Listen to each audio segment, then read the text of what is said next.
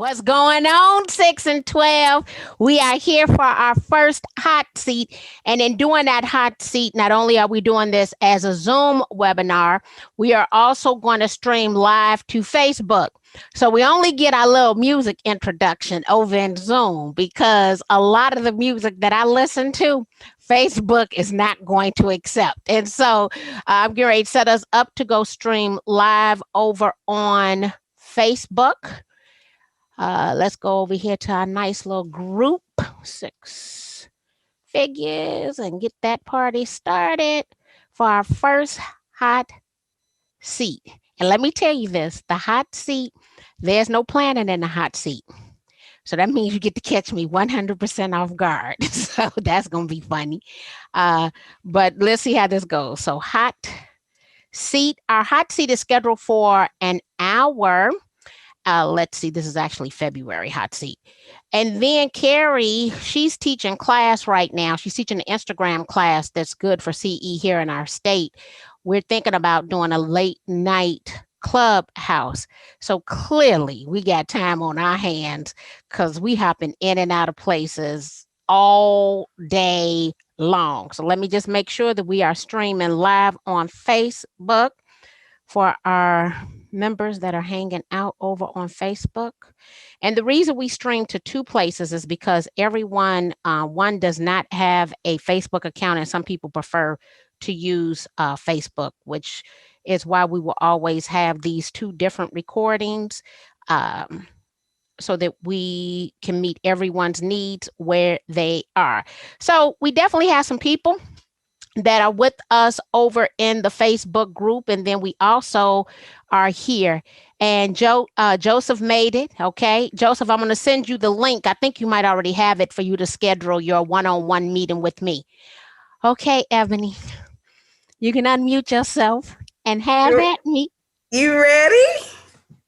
Yes, I'm ready. I'm ready. Let's go for sure. Let's go. First question. I've just recently narrowed my niche down finally. Within the last 4 years, most of my clients have been investors. Out of working with investors, I came up with a niche of existing investors and creating more affordable housing opportunities by either fixing and flipping or buying and holding. What's the best way to attract investors that 1, have capital, 2, are employed, 3, are looking for a way to make a better return on their money than maybe they're getting in their company's 401k? So you want people who are they're going to buy and either flip and sell or flip and hold. Here's for the affordable housing part. Yeah. So the first thing with the flip and hold, I think that unless you're going to get into the property management side of the business, you're going to limit your earning potential. Okay. Right. And so come back. We're talking about investors. That means they're going to buy low, renovate, and hopefully would sell high. Right. So at the moment that they decide to hold those properties that sell high where you can make the most amount of money, you would be reducing that income. So the question then is, what services would you provide for them if they decide that they want to hold the property to offset you earning a commission on the higher sales price once the renovations are done? Okay, so I don't want you to cut yourself out of any money. Yes, of course, they definitely want to have a hold strategy, but now you're putting yourself in a position to make money once off of the absolute lowest amount of money. Okay. I wouldn't want to do that to my business. Gotcha. The next thing is, how do I come across these investors who have capital? Mm-hmm. And not only do they have capital, you said employed. Yeah. So I'm making the assumption that there are people with capital who don't have any jobs. Here's the question. If you have investors who have cash, are they trying to hold on to their cash and get financed? Yes. So now we have, oh girl, this is really interesting. You sound like you from the south side of Chicago, like you was born and raised in Inglewood. I know about that life, okay? So what I hear you saying is, I got people who've made money, mm-hmm. but it might be through marijuana sales. It could be legal marijuana, but they technically don't have a job according to the government. Correct. Okay. Somebody said, good question. I guess we all about that life, right? How do we get them financed? Okay. So they got the capital. Let me ask you this. This is going to sound crazy, but it could work if you have no income, no asset verification programs, or if you have bank statement programs. So one of the ways that I was able to buy a lot of property was based on bank statement programs. If we were to go back and look at the 2008 real estate crash, a lot of people in real estate had problems because we weren't accurately reporting our income to reduce our taxable income. If you looked at the taxable income, it wasn't enough to buy nothing. And so they had what we call bank statement loans. Like we bringing in a lot of cash. We just ain't trying to pay taxes on it. So really, that's what you're saying. The issue is, I would want to know, how do you formulate a company, essentially, where you have a stake in the company, you're establishing with the capital, and you allow the company to buy in a partnership with them? Because once again, you're fixing up a property, but you're not going to make the most amount of money for trying to get them into these houses, right? How do you hold on to a stake? So I see you technically developing a program, a partnership agreement, where you're helping them to leverage their capital with your employment and expertise so that you can have a bigger percentage of the pie. Thank you.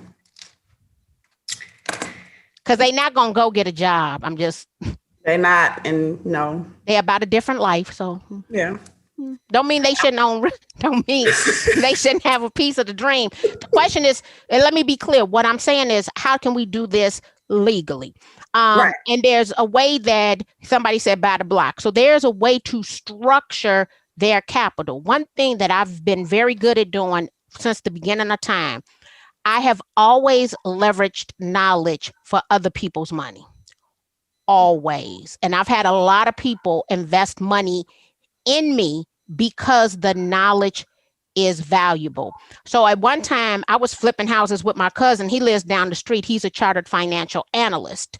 And he brought $75,000 to the table. I didn't invest one penny. And we end up flipping 4 houses together. What I will tell you, though, based on the strategy I just told you, once you do 1 to 2 projects, you're not going to want to deal with them anymore, because you're going to understand that your time is worth more. So every partnership agreement I've had of that nature, it was very short-lived. They were all ethical. They all did what they said they were going to do. But I realized when people give up money, though, they really don't plan on investing any time, energy, or other resources. So you kind of start looking and you like, well, I really don't even need you. I should be doing this myself. Right. Just so you kind of understand moving forward, you probably get burned out of that relationship very quickly. Okay. Good to know. Good to know. I've been in the business since 2010. 4 of those years have been full-time. And honestly, I'll be honest, transparent, I did not set myself up as a business. I just started. So looking at retirement, I'd like to retire in the next 10 to 12 years with the ability to sell my book of business. What are the key components needed to create a sellable book of business? Oh, that's an interesting question. So here's what I've noticed. And I'm going to give some credit. I can't think of his name. He's out of Philadelphia, owns a couple of Century 21s, Bill Lublin. So Bill Lublin and I, we were in the car together. I think we were driving to Triple Play. And one thing to think about, it is very, well, there's a couple of structures here. You have a compass in some of the bigger areas where Compass actually buys individuals and teams. Historically, it is very hard to sell a team or a person until Compass decided that instead of buying your office, right, I'll buy 1 or 2 people in the office. I'll cut all of the dead weight and I'll get the best return on the dollar. I'm just giving you basic street terms on how they set their thing up. Gotcha. So the best way is that companies tend to be sellable, but not necessarily individual and teams. If you were to look at the largest percentage of real estate sales, now might be the time for you to start looking at a franchise to purchase to roll your book of business under it and not necessarily grow very, very big so that you can have an exit strategy because people definitely buy real estate companies.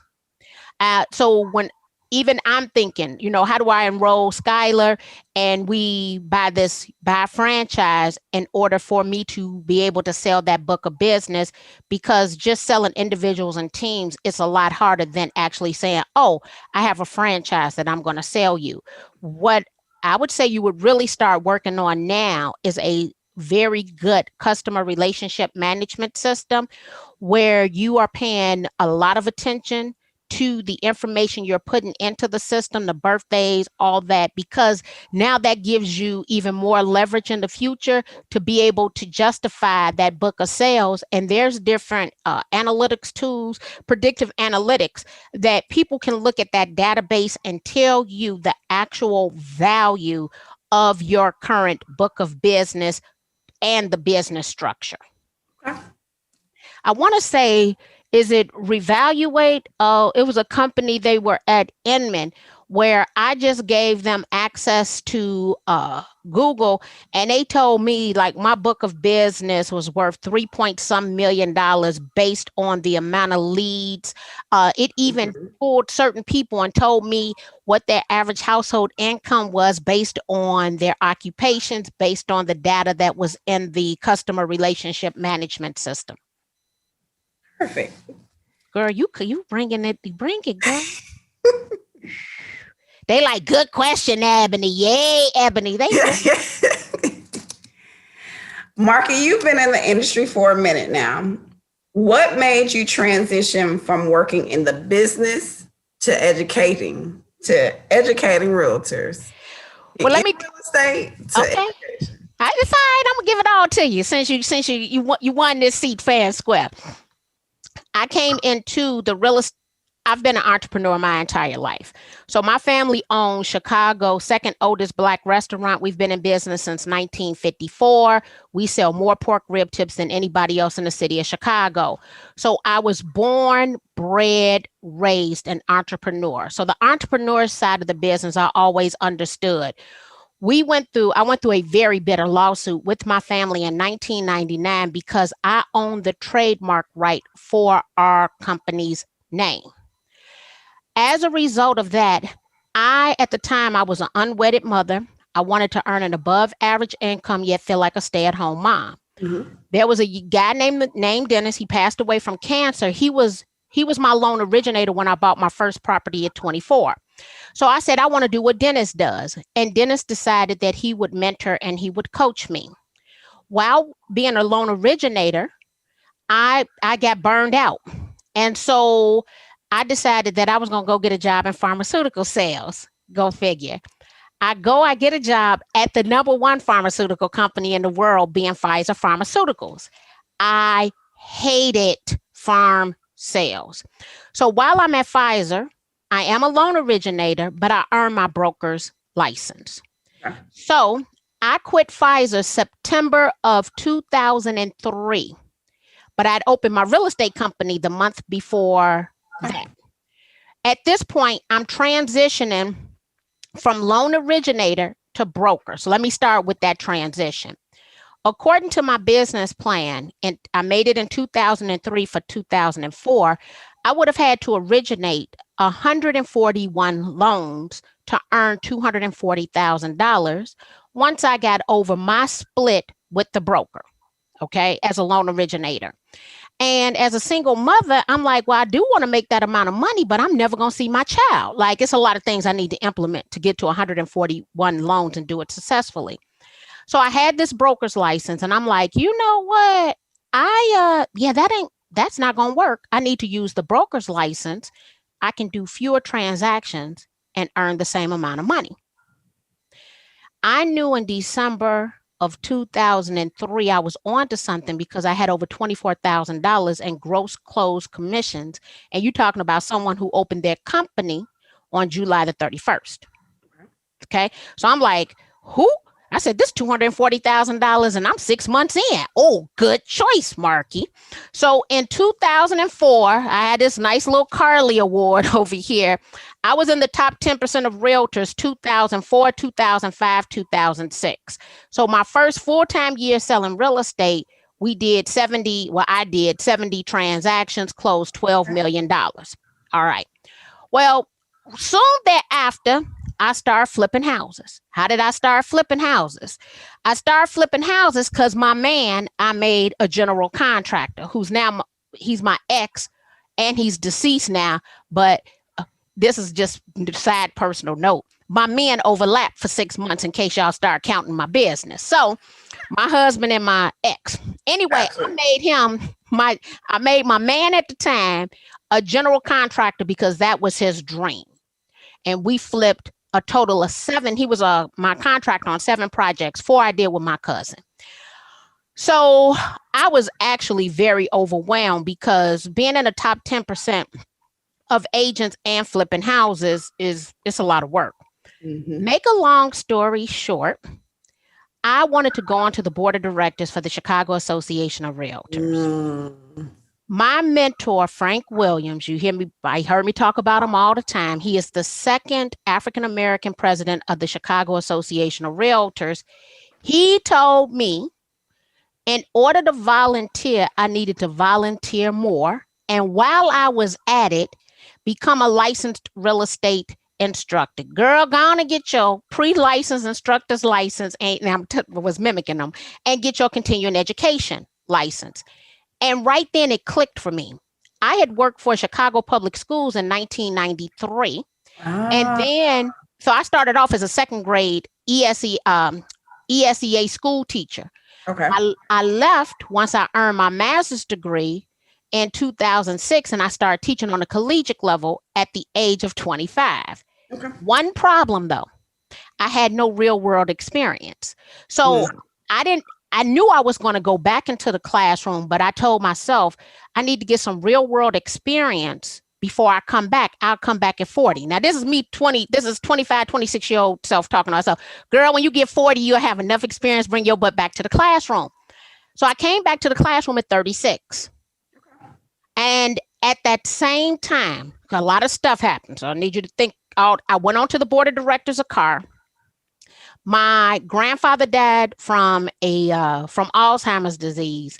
My mother passed away from a brain aneurysm. Mm-hmm. I got married. I eloped. And then I got pregnant 30 days after I got married. So me and Stephen got married June the 6th. I got pregnant July the 4th.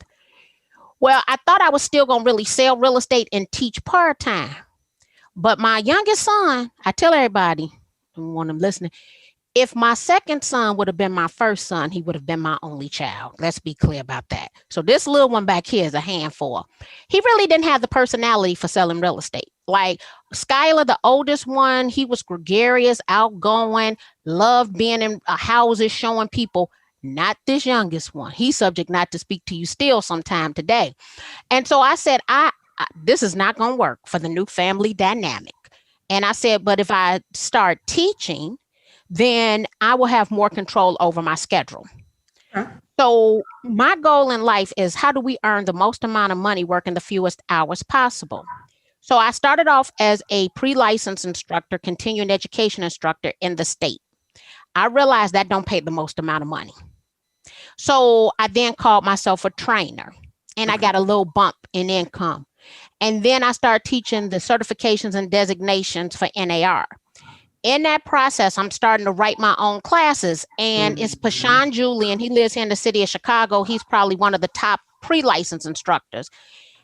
He told me to own my own classes, and I just started writing and owning my classes, and I became over time, I became a real estate keynote speaker. The reason is because being a real estate keynote speaker pays the absolute most amount of money for what it is that I do. Now, because I aim to earn the most amount of money per hour working the fewest hours possible, I have talked to people about the pay discrepancy because I don't think anybody should make more money than me.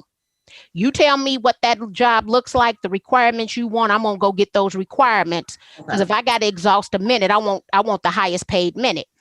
And I think that I've positioned myself well, but it was because Frank Williams told me to do it. And because I'd already had the past experience that if I'm going to do it, I want to do it right. And I want to earn the most amount of money of people doing it. Gotcha. Marky, you've also done an amazing job at creating multiple streams of income within the real estate industry. When did you decide to create a product line? It's a 3-part question, so I'll give you all 3 parts and then let you answer. When did you decide to create a product line? What are some things to consider when deciding to create a product line for your brand? And how did you decide on what products to sell? So I had always wanted to do, well, let's come back. In November 2019, I decided to hire a publisher to come out with my first book. And it was not to make money as an author. It was to gain a title in order to increase my speaking fees. Okay. Even though I probably could have increased my speaking fees anyway, I didn't feel comfortable doing so.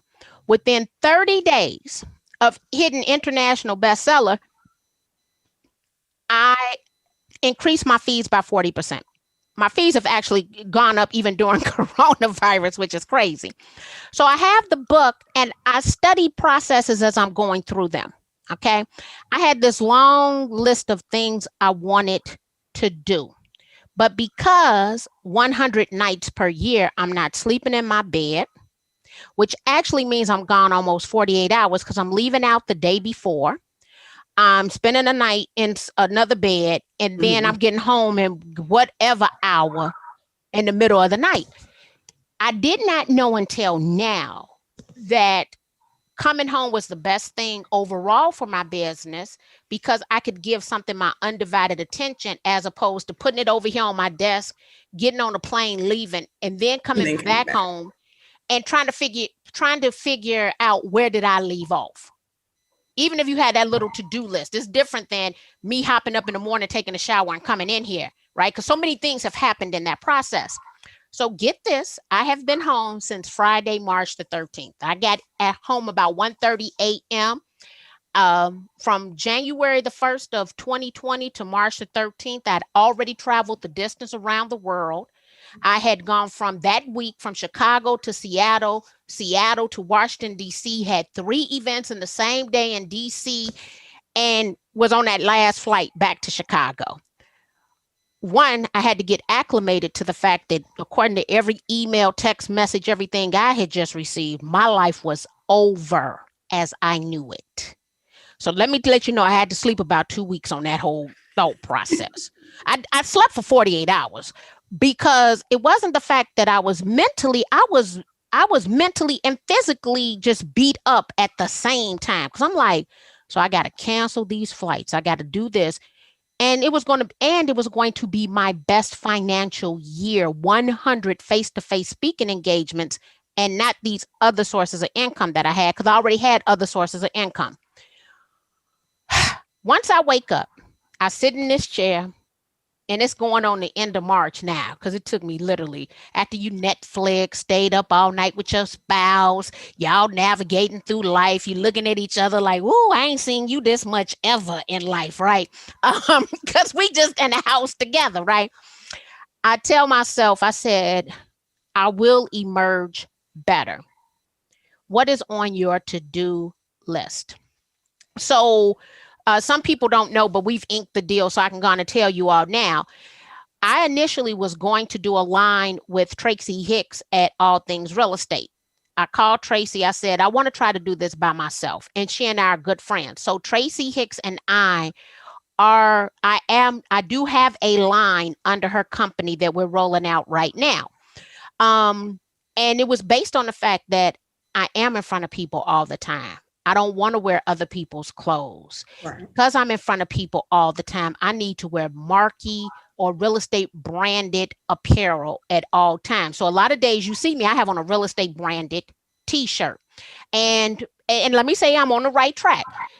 I needed to try it by myself first. And Tracy, I reached back out to her. I said, Tracy, I've done some research. Out of everything that I'm doing, the clothing line earned me the least amount of money for the time vested. This is not a good utilization of my time. I said, I am going to book 250 webinars this year. That's 250 plus hours, which is about 7 to 8 weeks of my life that I will be sitting here in a chair talking to somebody. I said, can we talk about this partnership again? Because I am going to have 250 virtual events across the country with the t-shirt. So as a matter of fact, she just emailed me our mock-ups. So I gave that line up, but I have a lot of friends here in the Chicagoland area. Corey Gilkey from Leaders, Derek Caruth Flaggy from Sneaker Fiends, Dave Jeff, Zoe from Geek. So I know a lot of these dudes, and I asked them about the products and things that I should bring to the market. And I had the chance. I have branded leggings, sweatshirts, t-shirts, hats. But I will tell you, did it earn money? Yes. But based on the time, it was the worst utilization of my time. Okay. So that's going to go over to all things real estate. I'm still going to wear branded related clothes, and I'm actually going to make more money.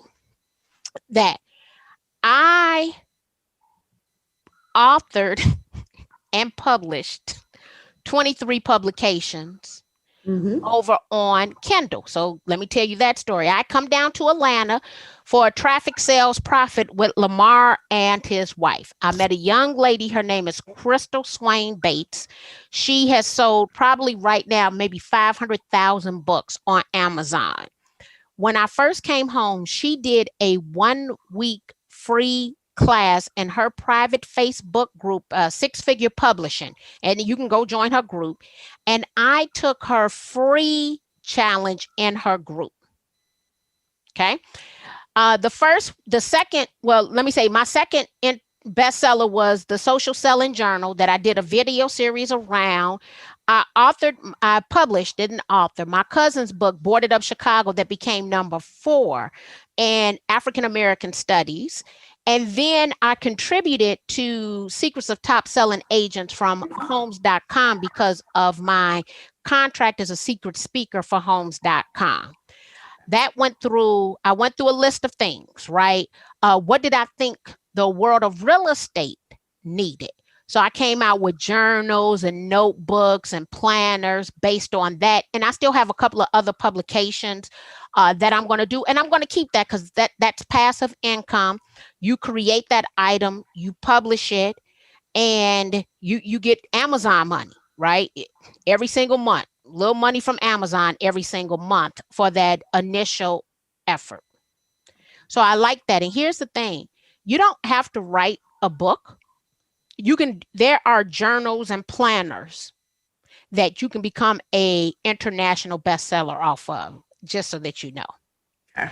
So you can make a really cute cover and have a journal prompt.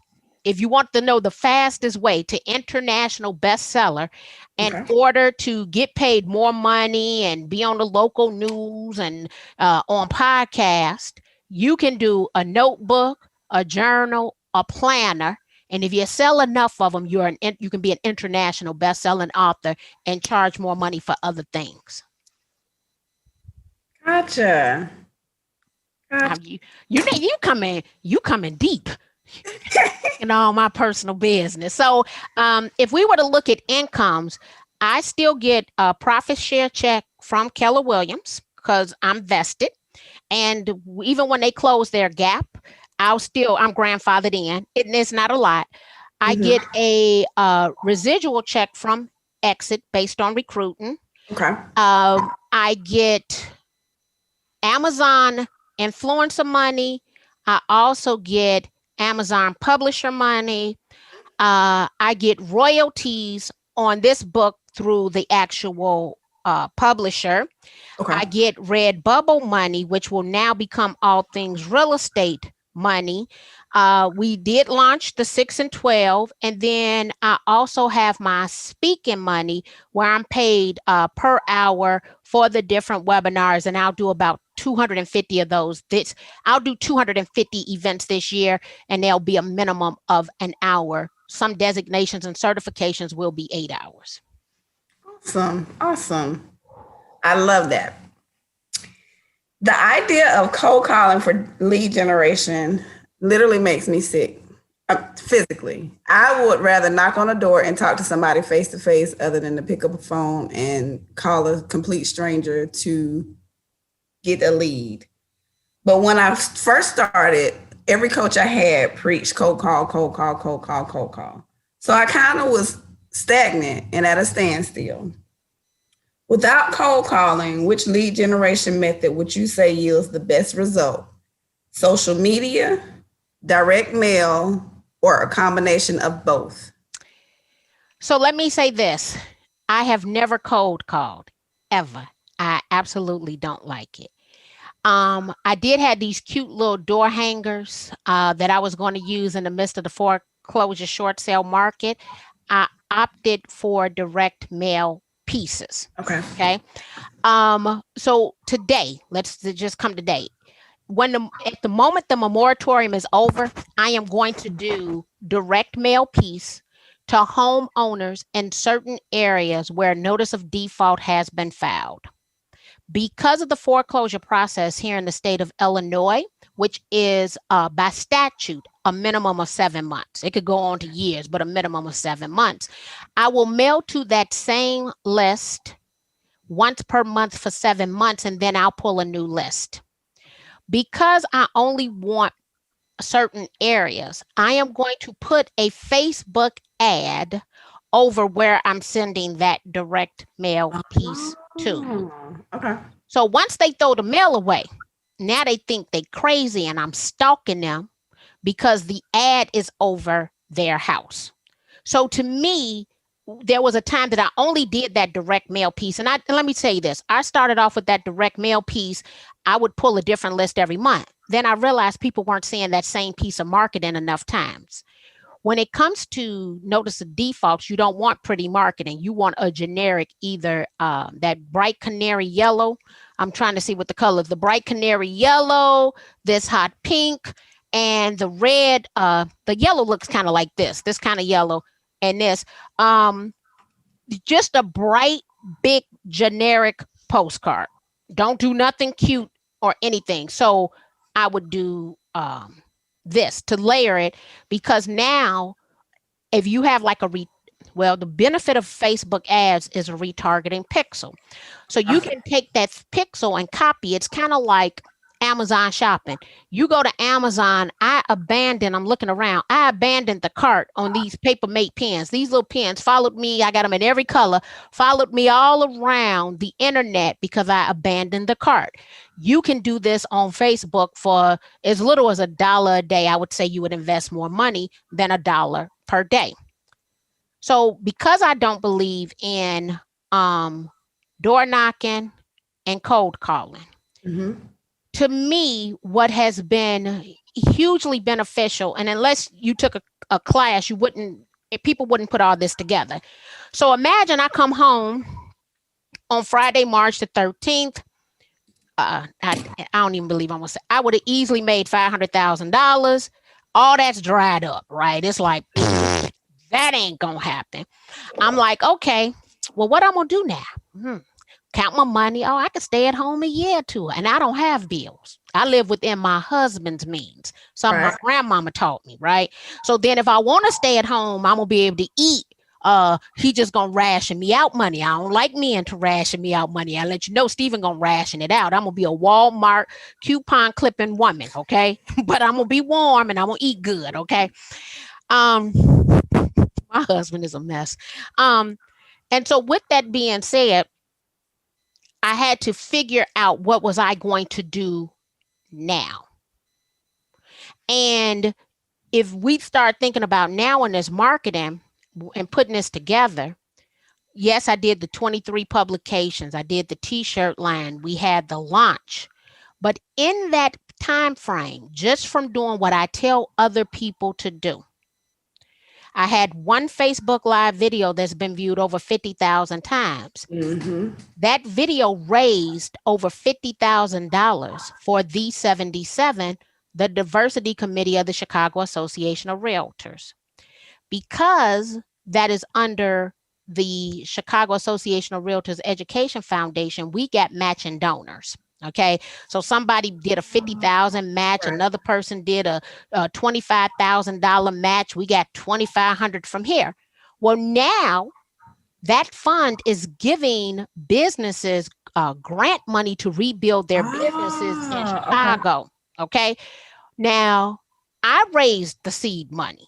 And I didn't think I was raising $50,000. I called myself going to raise a little 5,000. It exceeded the expectation because of video. I decided that I could have the Marquis Lemons-Ryhal Education Advancement Scholarship. We will help 10 African-American women from underserved communities either get a real estate license paid in full, or $500 to attend the HBCU if they're going through the College of Business and getting a degree in urban planning. Okay. The money was raised through video. We go to the grocery store 2 weeks ago. Now, mind you, don't nobody in my house like going out with me. One, I talk too much. Let's get that part straight. The second thing is people know me and they stop me and they talk to me. You could have bought my son and my husband down here at the Mariano's grocery store 2 weeks ago when a gentleman rolled up on me in the little wheelchair scooter at the grocery store talking about Marquis Lemons. I know that head and that voice from anywhere. I had on a mask. People know who you are. They got to be careful because you need to be where you said you was going to be doing what it is you said you were going to do. Correct. There's nothing that performs like video. And when I tell you, people stop me all the time and they don't want me to know, they don't want me to think I'm crazy. They will tell me we've never met before. Or Marquis, you don't know me, but you remember that Facebook Live video, girl? And this is me in the street. This is why I don't nobody up in here. They like, you going to Target? Let me send you my list. Because they like, yeah, no. I don't feel like being bothered with you. So now the youngest one, my husband said, just stand up on her close and breathe and it'll make her want to leave and shut up. So you can see him. He be all up on me. I'll be like, Austin, get back. Nah, Daddy said, just stand close and breathe. It'll make you want to leave. Video. I would not do it if I did not see the impact. So yesterday, because of referrals and things of that nature, I got a notification. I got 2 deposits, and that's from Exit. So all of these things are building the passive income, and it's a joy to have passive income, or better yet, to have it and not need it. I guess would even be even better. So you mentioned video, which is great. It's a good segue to number 8 question. Wait a minute, you had how many questions? Okay, keep going. Video takes me completely out of my comfort zone. Not as much as cold calling does, but it's like right up there. What are your 3 top tips of ways to get more comfortable with doing video? Let me say this. The top way is not the number one way is not the answer you're going to want. Consistency. Let me tell you what happened though. So I had anxiously been awaiting for Facebook Live to come to the Android. When it came to the Android device, I was at Williams-Sonoma with my youngest son in a cooking class. I go live. I am spinning. I am full-fledged spinning in Williams-Sonoma. And I looked at those numbers. I had never had that much engagement on anything I had ever previously posted. I've been hooked. it was like a drug, right? They say one is too many, 1,000 is never enough. I'm like, woo, give me another video, because this engagement, this right here, this is the engagement that I want. And it didn't cost me any money. Yeah. So in that video, a couple of things. My hair wasn't freshly done. I didn't have on any makeup, and I didn't have on a pretty dress. So I realized I had been making a bunch of excuses, right? Because I needed to go get a fresh haircut. I needed to put on makeup. I needed to buy me a new pretty dress, because I could not let you see me in this same dang on dress twice, whatever dress that might have been. And once I looked at those numbers, I was like, oh, and you didn't have makeup on, and ooh, you didn't have a fresh haircut. Ooh, you had on a coat, leggings, whatever moms wear on a Saturday, right? While you at cooking class with your youngest son. That's the look I had. But I was just so frantic that it came. So I would say, don't go back and listen to yourself. Do not replay the video and see what the engagement is. When we think about video, there are two things that I think that are way more important: consistency and content. Okay.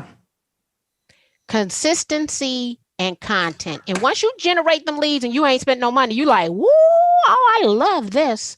I want more of this. How do I get this consistently? By being consistent. Yeah, so. Good advice. I'm going to take it. When I Google your name, Marky Lemons-Ryhal, you come up on the Google search over 88 times. The first 9 pages are yours. When I Google my name, I show up 28 times, stopping on search page number 3.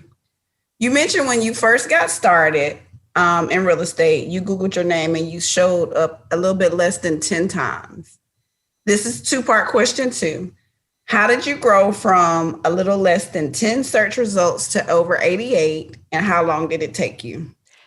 So I want to know what you're using, because it should be more than that. But hold on. So my system is real slow. You know, it only give me 9 pages and you on all 9 pages. Okay, because I'm like, I don't know about that. Let me go back and look at this, because it should, but I'm going to show you guys. Okay. Hold on. And this is part, wait, hold on. Stop share. Share screen. Share. Why is it not giving me this other screen here? You can't see the screen, can you? Oh, you know why? Because I'm streaming live to Facebook. So here's what I will tell you. Let's come back. So 2006, I Google my name. It come up less than 10 times. I'm going to tell you, some things I've done in life are the result. I'm not going to say jealousy, but my competitive nature. Okay. So there was some girl I ain't never heard of her before in my life. She all over the internet. And I'm like, who is she? And how is she all over the internet? And I thought I was bad at the time. Like, you know, what did I have going on at the time? I'm in the top 10% of realtors. I flipped houses. I'm on the board of directors, and I only got 10 little searches, right? So if you look at all of your social media profiles, all of them have great search engine optimization. So when you Google my name, and let's just say you did Marky Lemons, all of those Facebook is coming up, Twitter's coming up, Pinterest is coming up, LinkedIn is coming up. My podcast is coming up. I'm not just doing my podcast, but I try to be on someone else's podcast once a week. So 52 other inquiries for their podcast. The National Association of Realtors ranks very high. So I've been a realtor conference speaker 7 times. I work for Homes.com. Homes.com has an agreement with Riz Media. Riz Media is coming up. So I became very strategic about consistently putting out content via multiple platforms so that I could own my name online. Now, one thing that helps me is the fact that I'm the only Marky Lemons in the world. So the only thing that is ranking higher than my name is a paid ad for Marky popcorn. Okay. I had a talk yesterday with Daniel Ramsey. He owns My Outdesk, the VA company specializing for realtors. And he has all these tools, and he looked at my website and everything. He said, whoo, you got a lot of stuff going on. He said, and you've spent no ad spend? I was like, nope. And he was like, girl, your willpower. He was like, do you know people pay a lot of money to have an online ranking like you? And I said, I know. I said, but that is also the fact that I'm teaching people, if you don't have a lot of money, you can do it if you're consistent. And I use it for lead generation. And I can out lead generate anybody. I'm not going to do it the same way because I also have what they call a blue ocean strategy mentality. I don't want to do what everybody else. I've never been a follower. I've always did my own thing. I don't mind getting in trouble for my own nonsense. I'm going to give a Greek example. As a member of Delta Sigma Theta sorority, I pledged in spring of 1990. I was determined that if I was going to get in trouble, I had to do something. So me just getting in trouble, being hazed and pledging, I don't mind being in trouble, but it ain't going to be because I showed up on time and studied all night. You're not going to do me like that. So I would do little things intentionally because if I'm getting in trouble, it's going to be because in my mind, I was disobedient. So I would wear a camisole to session. Oh, them big sisters was hot at me. They was like, what is that, pledgee? I'm like, a camisole. And I'm thinking to myself, your mama didn't tell you how to wear no camisole? Like, you just gonna show your bra? Oh, I'm not doing that. And they told me, hey, Robin, they told me, stop wearing. It was sexy. Don't wear it. I'd show up at session the very next night with the camisole on. Because here's the thing, I was getting in trouble anyway. Right. In my mind, I need to do something different than everybody else. If we're going to set it off, right, I might as well just be myself and have fun with it. I brought that same concept into business. Okay. So I don't want to do what I see everyone else do. I want to always do something a little bit different. I just want to be a little different. Whatever it is, I want to be different with it. They like, great question. They just gonna egg you on. Thank you. So someone wants to know, do I sleep? Yeah, I sleep 7.5 hours every single night. Now, there's some things I do not play about, and one is my sleep. I would be the most evil person in the world if I don't get that 7.5 hours of sleep every single night. I turn my phone off and I go to bed. But when I tell you I am on from the moment I roll out of bed until I go to bed, on. Yeah. On. Okay. We are almost finished. Pinterest.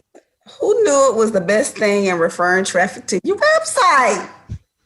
Without doing a deep dive, because I'm sure we're probably going to do an entire class on it for 6 and 12, how does the concept in Pinterest work? So let me tell you what I was doing with Pinterest, and my Pinterest can vary by 40. If you're consistent, Pinterest can drive all the traffic that you need to your website. Had no idea. So like this month, my numbers are down like, I don't know, 10,000. I've had 50,000, whatever in a month. It can be your number one. Let me say what I'm saying. It can refer the most business to your website. Gotcha. For Pinterest, the way that I've had the greatest success, I use a tool called Later. When you're scheduling on Later for Instagram, also schedule it to Pinterest. Also, if you have the paid version of Canva, you can pin directly to Pinterest. Just another way to use it. So it is very much about the visual aspects. And I will say this, it can refer a lot of traffic to your website, but you have to also realize that there are a lot of people outside the US that uses the tool, and it's a younger demographic. So the question is, even though it refers, are they buying? Yeah. Pinterest, my interactions on Pinterest are very young. They're 21 to 25, where on every other platform, I am hanging out with 35 to 54-year-old women. So the only problem I have is that even though it could refer that traffic to the website, the 21 to 25-year-old likely is not buying and would not be buying at the price point that I desire to sell at, because it would be an entry level job fresh out of college. Gotcha. So it does send a lot of traffic. It doesn't mean it's traffic that has the ability to buy and sell real estate. Gotcha. I think it's more of a dreamer, long-term strategic I use it for, I plan. have like my healthy eating board on there and Yeah. other stuff. So a lot of people can come look, but that doesn't mean they're in a position to buy. If I was to go back and look at what was, I just had this discussion with someone else because they actually hired a VA off of Craigslist. Mhm. I had a very successful Craigslist strategy that I was running. At the time, I had a market leader website. I was still at KW. And in Market Leader, and probably at any of these websites, you could go, especially when foreclosures and short sales come back, I could do foreclosures, short sales in Hyde Park. And I could pull all of Hyde Park, foreclosures and short sales, go to Craigslist, do an ad to take them back to that Market Leader page, and then have them subscribe for updates to foreclosures and foreclosure short sales in Hyde Park. You could use that same strategy in other locations. Gotcha. Life lessons. You've been very open with some very key life lessons you've learned, but there was one you mentioned that I wholeheartedly attest to. And that is the one where nothing in life is sliced so thin that there aren't two sides to it. How has that life lesson helped you in real estate within this industry and growing your business? Ooh. So I don't look at life as being black or white. I look at it as being all the shades of gray in between, which is kind of similar to nothing is sliced so thin there aren't two sides to it. So I'm always looking at the other side, the pros and the cons. And I don't think like most people think. And here would kind of be, because we're in a safe space, this would be kind of a interesting thing, even when it comes to race relationships, right? Even though I'm clear we have issues in the country, I still think that everybody can do better. And I tell my own personal story about that. So in telling my story, going back to the fact that I was born and raised on the south side of Chicago, I've had an interesting life. My grandfather came from Mississippi with nothing. He did not graduate from 8th grade. He had one pair of shoes with holes in it. He died a multimillionaire. He took care of his children, his grandchildren, and his great-grandchildren. He built a legacy. In that same time, though, my parents are both the black sheeps of their family. Okay. So, yep, my family got money. I went to private school, college, 16, all of that.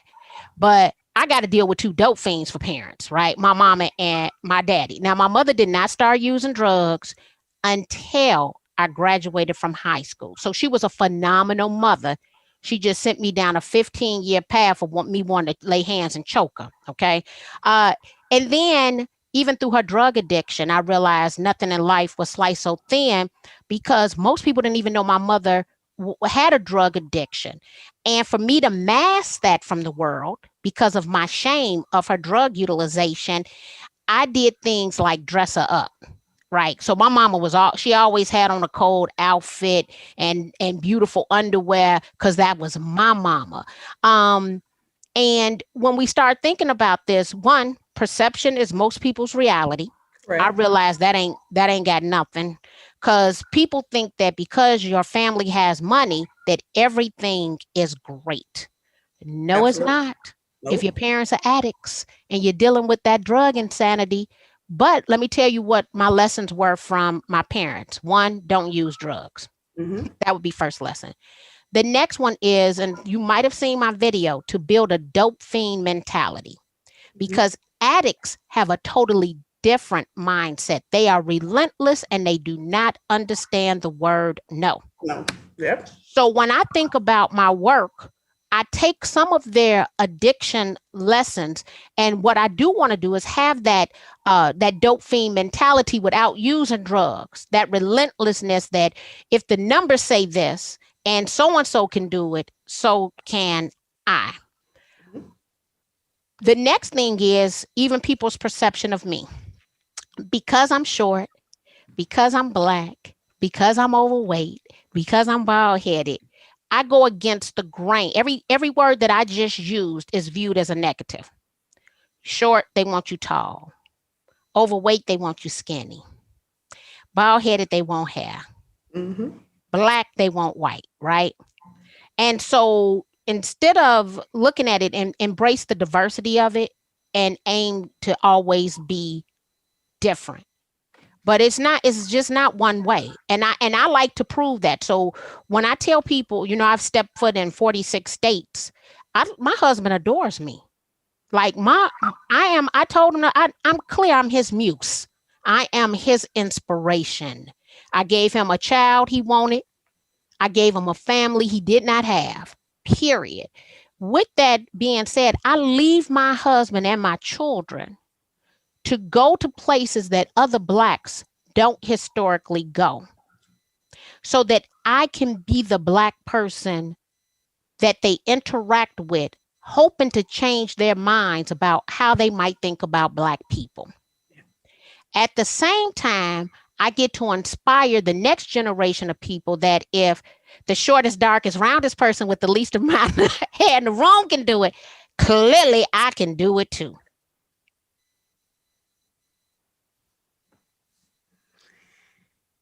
Great answer.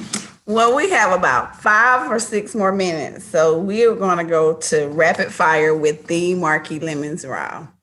And you didn't came in here and dictated a whole new hot seat. Let me tell you this: when y'all come to the hot seat, come like Eboni come, baby. I want y'all to come prepared.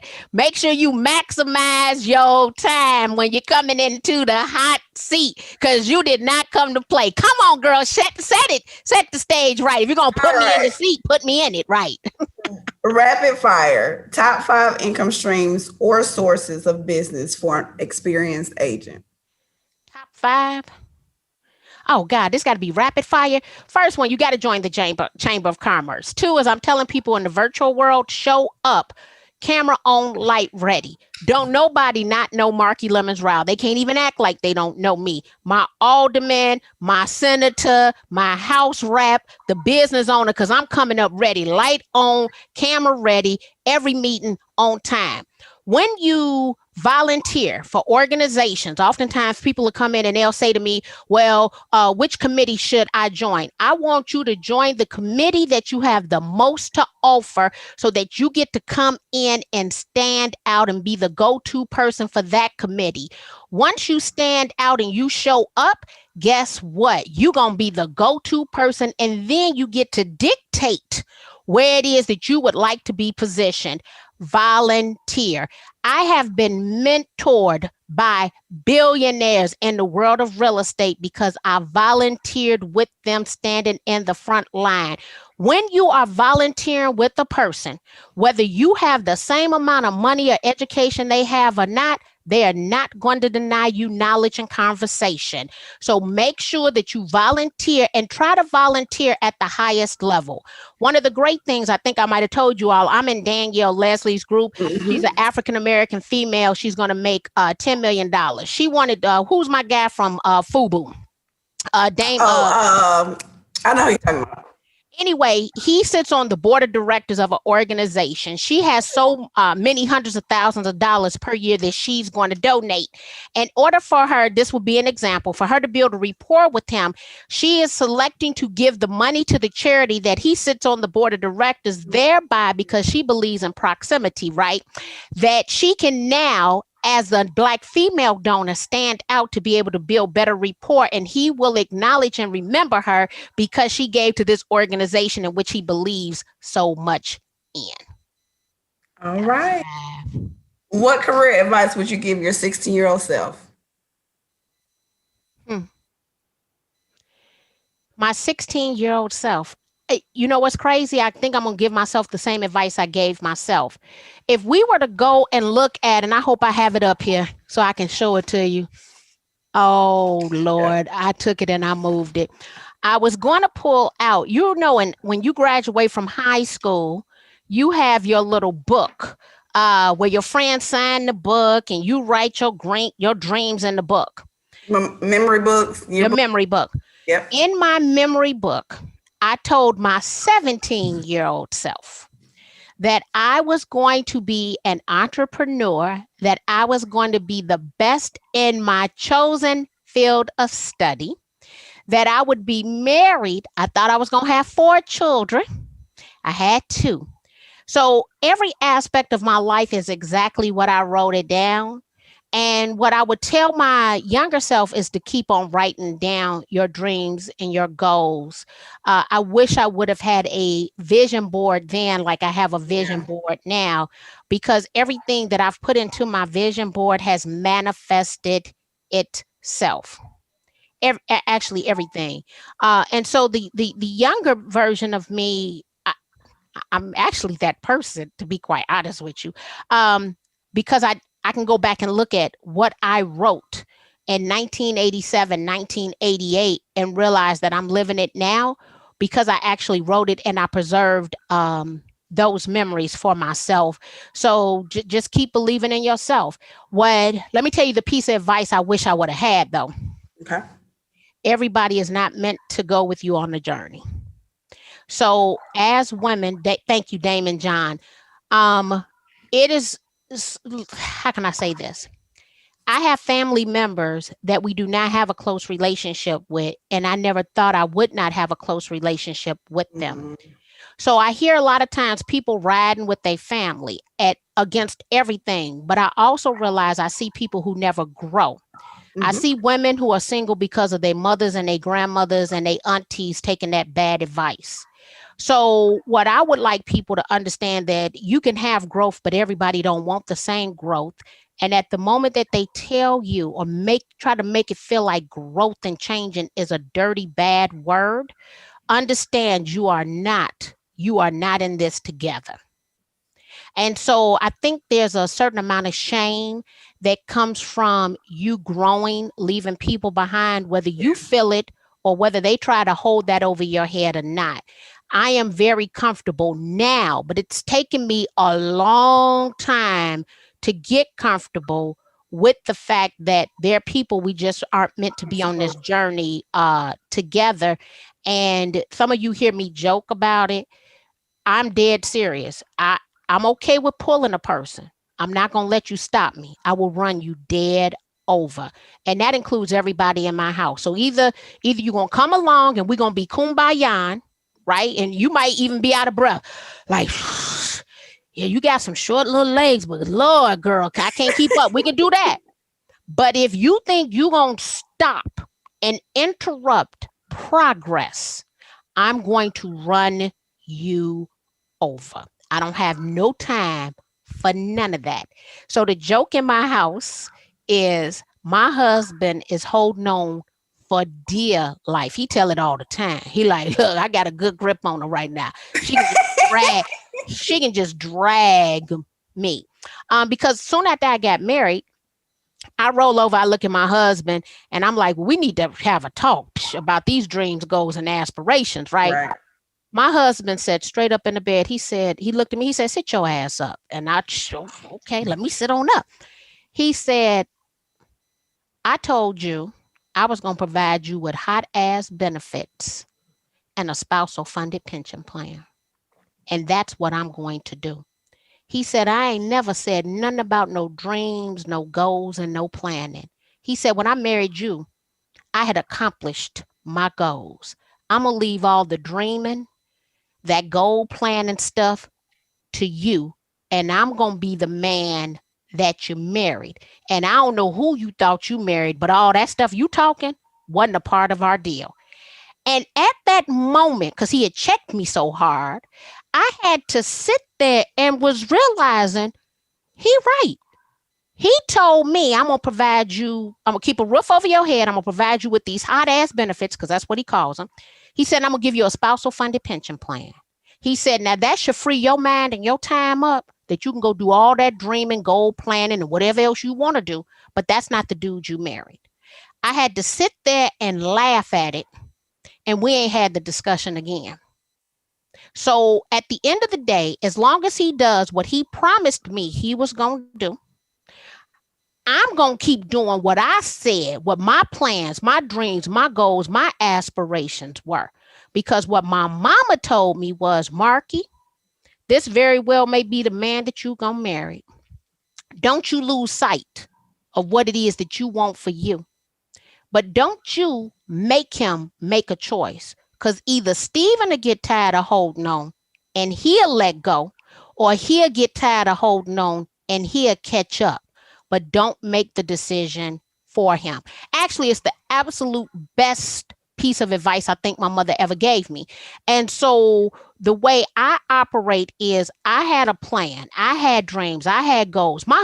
And we all think that the significant other, they can't make you happy. If you ain't happy, I'm happy because I do exactly what I want to do every single day. And I'll do Stephen just like this. Move on out the way. Go on and sit down. You ain't planning. You ain't dreaming. You ain't goaling. Go on and sit on down. And look, go on now because I got stuff to go do.